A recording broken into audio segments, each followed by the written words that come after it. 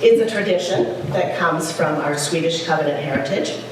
And so one of the joys in being in the covenant is learning about the people who founded this denomination, their traditions, and especially their heart for missions.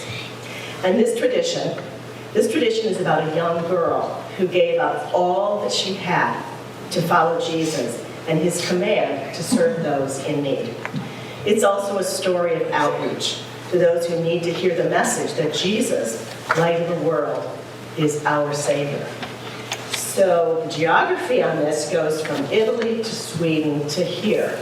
And so it's the story of an Italian girl who lived over 1,700 years ago and how it became a Swedish tradition and therefore part of our denomination, and still today points us toward Jesus, the light of life. So here's the story. Lucia was born in 284 AD in Syracuse, Sicily. She was a very beautiful young girl who came from a very wealthy family. We need to have that point one. Lucia was a Christian, but she was engaged to be married to a young man who was not Christian. Point two. Lucia's mother became very sick, and so Lucia prayed to God for healing, and God answered her prayer. So in thankfulness, Lucia broke her engagement and vowed to remain unmarried all her life, using her great wealth to care for the needy. Point three. She would often bring food to the many poor Christians who were hiding in the catacombs or the caves underneath the city, because at that time, Christianity was against the law, a very important point. So to keep her hands free to carry the food, Lucia wore a crown of candles to light her way.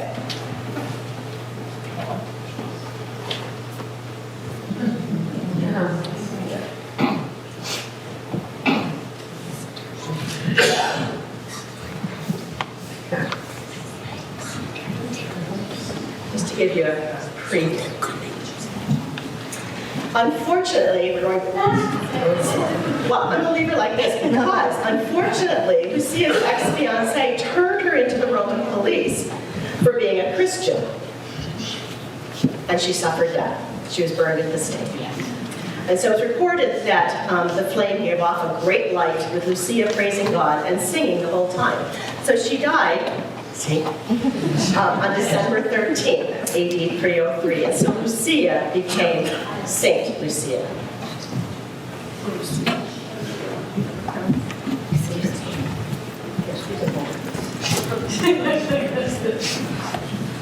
Okay, so that's the Italian part. So now, how does it get over to Sweden? Well, Lucia's story was probably taught to the Swedish people by the missionaries who first brought Christianity to that land. Her popularity probably has much to do with her name, Lucia, which means light, ljus, in Swedish, and with her day of commemoration, December 13th. Because under the old calendar, December 13th, not the 21st, was the winter solstice, or the shortest day of the year. So on that day, there already was a celebration of the renewal of light. So the early missionaries were able to switch that pagan celebration of light to remembrance of this Christian saint and the pointing to the true light, Jesus, whose birth is celebrated just 12 days later. Lucia, Saint Lucia, also reminded people to show God's love by caring for the poor. So the tradition then from Sweden is that the Lucia celebration begins early in the morning when it's still kind of dark on December 13th. The oldest daughter gets up and prepares a breakfast of coffee, Lucia cocker, which is a special sweet roll flavored with saffron, and pepper cocker, a ginger cookie. Then she puts on a simple white robe with a red sash and the crown of candles. Accompanied by the other children, also dressed in white, she serves the adults at the house breakfast in bed. I love this tradition. Our tradition at Christchurch is slightly different. We do have, our tradition here is to have the oldest girl in Sunday school, who is not yet Lucia, to wear the crown of candles and procession with the other girls.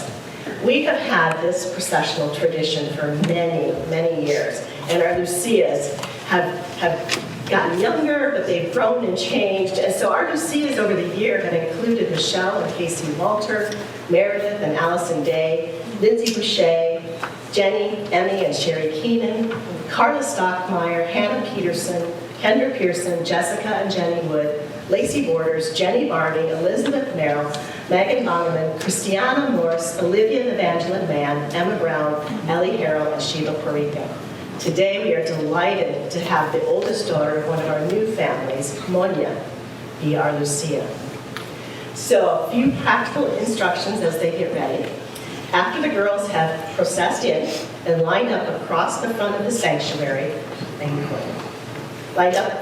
across the front of the sanctuary, we'll pause because it's such a wonderful moment to reflect about the joy of Jesus being the true light and to see these girls. And you're welcome to take photos. And then we'll restart the music for the processional. When the girls have then gathered at the back of the sanctuary, Pastor Mark will give the benediction. You're welcome to have a cup of coffee and a homemade Lucia roll provided with our thanks by Charlotte Brewington and Mary Goodall. So now, please witness our Lucia procession, tribute to Jesus, light of the world. Through this simple, traditional processional, we celebrate the ministry of outreach and the sharing of Jesus' love.